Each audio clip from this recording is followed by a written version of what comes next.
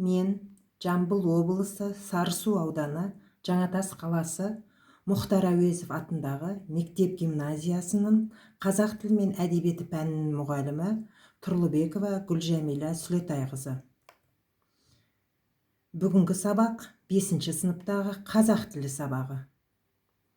Саламатсыңдар ма балалар? Бүгінгі өтетін сабағымыздың тақырыбы ай және күн. Бүгінгі сабақтың негізделген мақсаты мәтіндегі негізгі және қосымша ақпаратты түсіну, анықтау, төл сөз, төлеу сөз, автор сөзінің жасалу жолдарын, қызметін білу, төл сөзді төлеу сөзге айналдыру. Балалар, бүгінгі сабаққа барлығымыз белсене қатысып отырайық. Бірінші тапсырма оқулықтағы 114-ші бет. Мәтінді оқып, тақырып қойыңдар. Негізгі және қосымша ақпаратты анықтап, кестені толтырыңдар. Берілген кестеге негізгі және қосымша ақпараттарды жазамыз.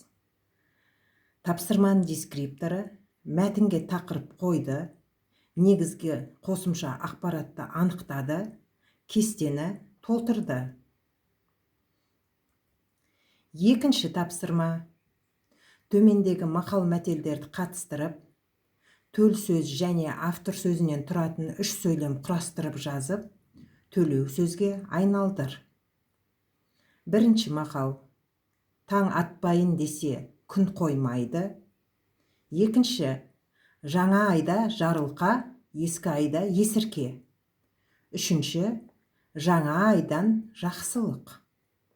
Бұл тапсырманың дескрипторы сөйлем құрады, сөйлемдерде төл сөз бен автор сөзін қолданды, тиісті тыныс белгілерін қойды, төлеу сөзге айналдырды.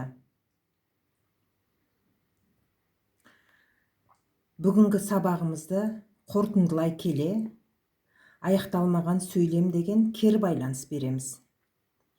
Бүгін мен сабақтан не білдім? Мен үшін бүгінгі сабақта қызық болды және маған тапсырмаларды орындау оңай болды. Үйге тапсырма: ай мен күн туралы ертегі құрастыру. Сау болыңдар балалар.